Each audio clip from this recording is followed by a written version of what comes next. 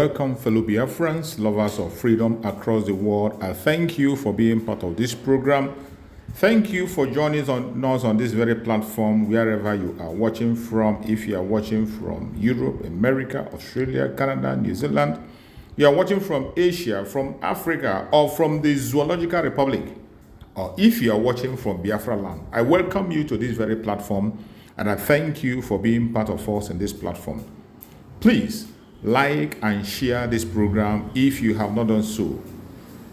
Subscribe to the channel and make sure you get other people acquainted with the program, because in this platform we bring information to your doorstep and we say things the way they are.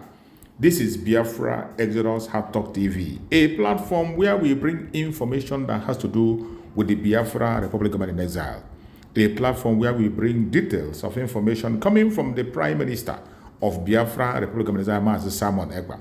In this platform, we say things the way they are without being politically correct. We just say it, the truth, and nothing but the truth. I welcome every one of you that have joined in. The Southeast is not landlocked. Actually, the Southeast has the deepest and the shortest access to the Atlantic Ocean compared to all of Nigeria. Since after the Biafran war of survival, Ndibo have been hit with a barrage of lies and propaganda, concerning our access to the ocean, and in a condescending but rather popular phrase, our detractors say that the Southeast or Anibo is landlocked.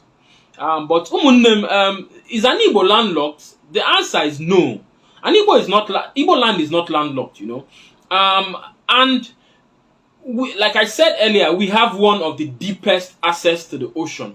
Now, with this, I would like to welcome you to another interesting episode at Voice of the Sun. Today, we'll be dispelling the lies and the propaganda that says that Igbo land, is landlocked and we do not have access to the ocean, which is something you will always hear in the Nigerian media space. So now, before we go ahead to discuss the geography of Igbo, I would like for us to define what a landlocked region or country is, right? So, a country or region is considered landlocked when it is surrounded by one or more countries and therefore has no immediate coastline preceding, or providing access to the sea or the ocean. Now, simply put, this means that a landlocked country is a country that is inside another country. Now, with this definition, would you say that Igbo land is inside another country? The answer is no. The answer is no. So, to understand the far reach of our land, Igbo, let us dive into a little geography, and list the far reaches, not few, the far reaches of our land, Igbo, before the Nigerian government, carved it out and turned them into the south, leaving us with just 5 southeastern states, right? So, Igbo are located on both sides of the River Niger, and we occupy most of the old eastern region. Before we had southeast, we had at independence we had an old eastern region which compassed the 5 southeastern states, rivers. All the south states were under the what do you call it? The old eastern region, right? So let us look at that location, that geographical location. So Igbo, that is what I love to call Igbo. It measures up to 41,000 square kilometers, and it includes the old provinces of Onitsha, Owerri, East Rivers, which is Iguacha, which they renamed as Port Harcourt, and then we have Southwest Benin. No, not Southwest Benin. We have Southeast Benin, the Abo area, and then coming down Abo area, yes. Then we have West Ogoja, and then we have the Northeast Warri.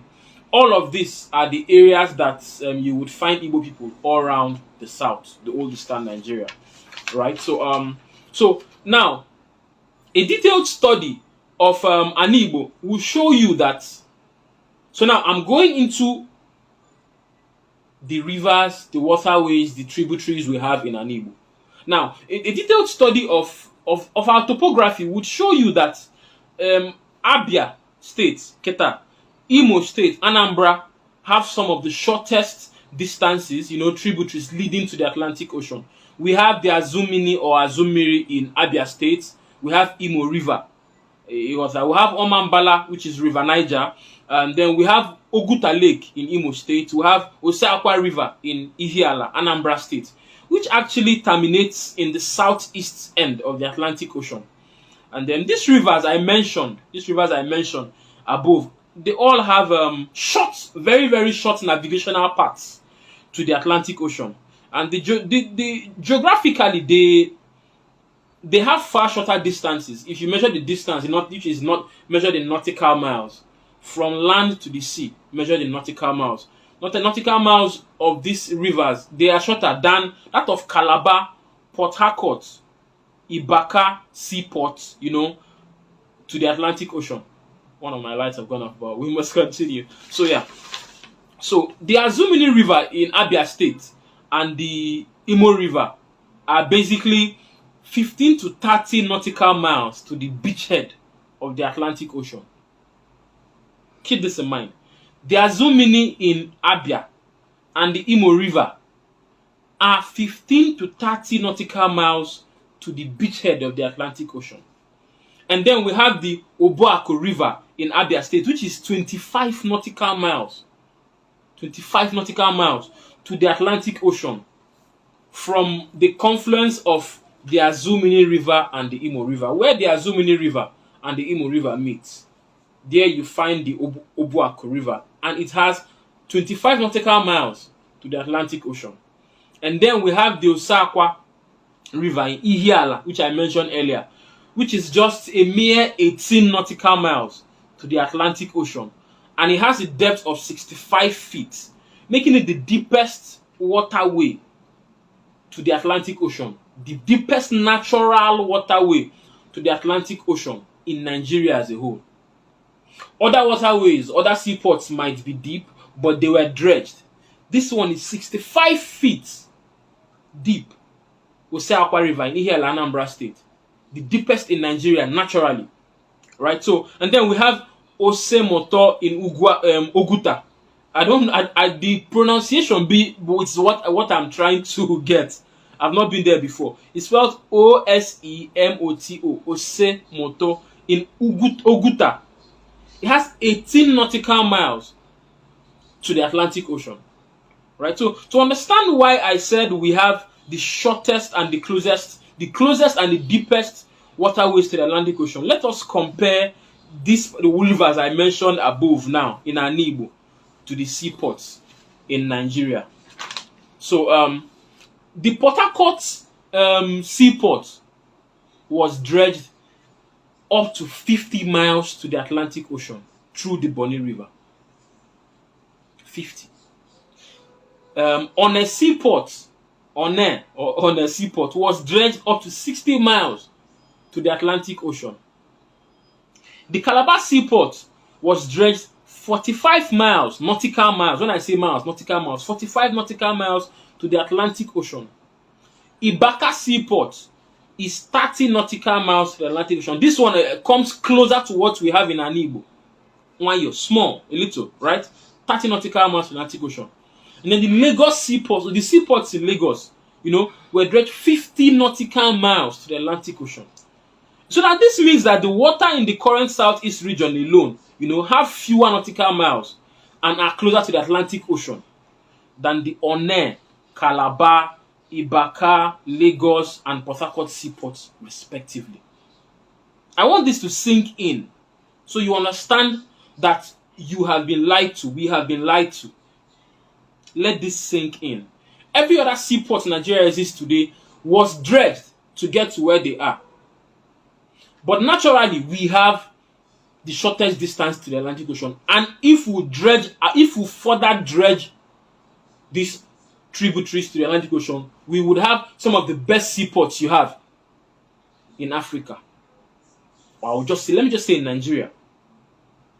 Right, so that being said, we move forward. So in 1959 was before our independence in 1960. So you understand where I'm going to. The Osakwa River in Ihiala and the Osemoto in Oguta were mapped out to be made seaports. You understand? They were mapped out to be made seaports. But the projects were abandoned by the Nigerian government. It's not today they started trying to hinder Igbo progress. They abandoned the project of the seaport project in Anibo. You know, and even the Admiralty membership license was erased. To confirm what I'm saying, the African Development Bank has a report on this particular project. You can go search. I think I will find the report. It will be in an article we'll publish following this video, so you'll see it there. So that being said, so let us get to how did we Ndi Igbo. Now, before I even get to how we lost our lands as Ndi Igbo, I want you to try and wrap your head around all I have said. Ani Igbo is not landlocked. Ani Igbo is not landlocked. I'm repeating this so that it registers in the head of both our people and both our detractors. Ani Igbo is not landlocked. By distance to the sea, by having multiple access tributaries to the Atlantic Ocean, and having one of the deepest waterways in the Atlantic Ocean, we are not landlocked. So let us move forward. Now, how did we lose so much of our lands? How did Ndi Igbo of this generation now come to believe that we are landlocked, we don't have access to the sea? How did we get there? So now, some of the major contributors to this, of how we lost our ancestral lands, because these are our ancestral lands, and natural access to the ocean, was the abandoned property policy, you know, in the new form South, and the Igbophobia, the hate of Ndi Igbo that followed the Biafran war of survival. It was a genocide on us that we had to fight to survive, with over 3 million killed. You know, so many of our Igbo brothers, after they started to deny their Igbo-ness and ancestry, you find this a lot in Port Harcourt. You even find it across the Niger among some of our Nyoman brothers who now say they are not Igbo. You know, so but you bear Igbo names. You find it like my fellow Biafrans, every one of us must be attending this program. You must be there to hear information firsthand from the Prime Minister, Samuel Eba. Continue to support the Liberation Army. Support Biafra the best way you can. And we have a news also. I'm going to share this information that is coming from one of the lawyers of our Supreme I'm just trying to point to you how some of our Igbo brothers had to deny their Igbo-ness because of the stigma of that information that is coming from the and then also by 1976, when General Olusegun Obasanjo was the then now you military know why president, you must do everything to he used this. There was a Justice Nasir boundary adjustment commission that was created, and they intentionally carved up and carved out Igbo territories and carved them into the new fangled or called mangled is the word, South. They created a South, which does not exist on the map anywhere in the world. South is not a region that exists anywhere in the world, only in Nigeria. They created it to reduce the political power, the resources, and what have you of Ndi Igbo, and they created a South. That was in 1976, the work of Olusegun Obasanjo and his Justice Nasir boundary adjustment commission. That was when we lost some of our lands, you know. And then going forward, and there are other ways too we lost our lands, you know, but these are the major ones. Now brings us down to the state creation of states and all of that. And over the years, there was no more history. After the war, history was erased from Nigerian schools. So without teaching of history, there are certain things you wouldn't know about your people. History was erased. So Ndi Igbo did not even know their ancestry, who their brothers were, how far reached their lands were. We lost all of this with the stopping of teaching of history. Some of us know these things because we invest time in studying our history. You look at the books you see on the set. You see I have lots of history books. This is just few of what I have in my library. And then we have materials online with lots. If you don't know your history, one day you are gone. You wouldn't know a thing. A foreigner will come and lie to you that your father killed your mother, and you will believe it because you don't know your history. So going forward, we're coming to the conclusion. In conclusion, it is important for us as Ndibo to know that we have a legal access to the ocean. We have a legal access to the ocean. And this legal access is known as the international law of the sea. The international law of the sea.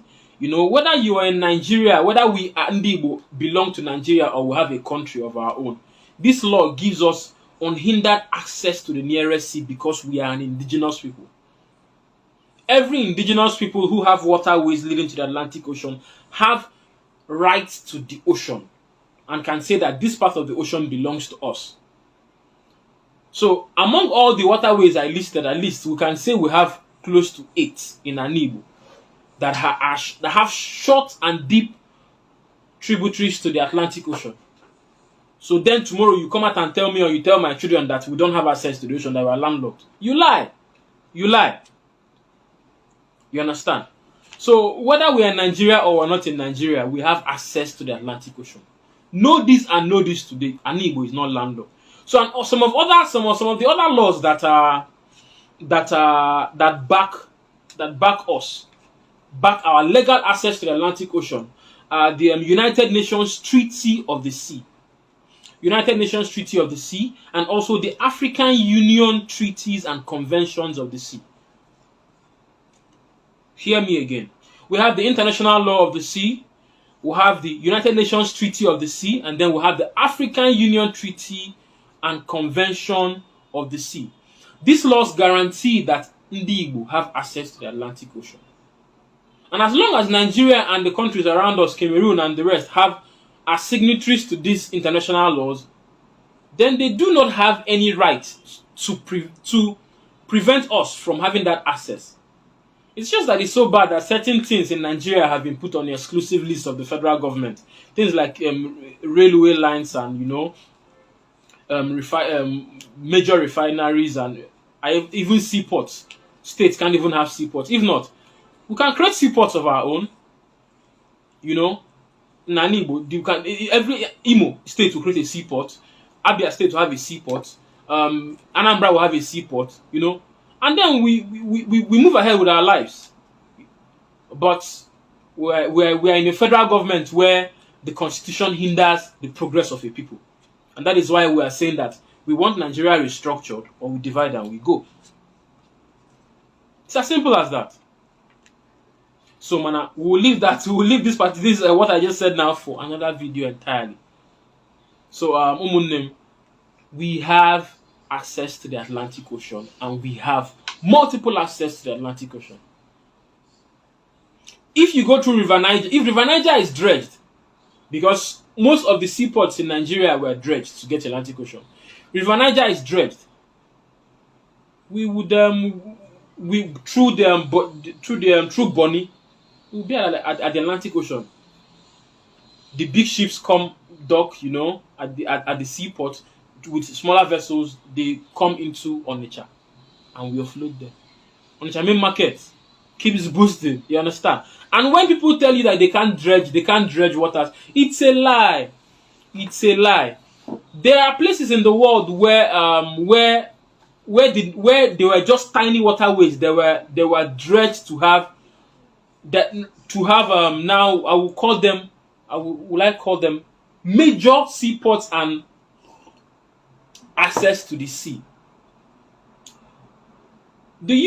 London has a seaport, but they don't have access to the sea. They had to dredge their way to the sea, and most of the ships that come into the UK come to London, but London has a waterway to the sea which it dredged. There's this I've forgotten the name. We'll leave this for another video. But the summary of what I'm saying, if I'm telling you, is that Ndibo is not landlocked. Ndibo is not landlocked. Tell this to our enemies, tell this to our detractors, tell this to your children, tell this to your family members, that we have multiple access to the Atlantic Ocean. And with this, I'll come to the end of this interesting and educative episode of Voice of the Sun. If you have any opinion or comments. You can drop them wherever you find this video, on YouTube, on Facebook, on Twitter, wherever. And feel free to please subscribe to our YouTube channel, and also follow us on Facebook and on Twitter, wherever you find this video, and also share this video so that our people will know the truth about who we are and what we have. Ndebanye, Oya Dio Gozo, till next time when we meet again, Dalono, there, man.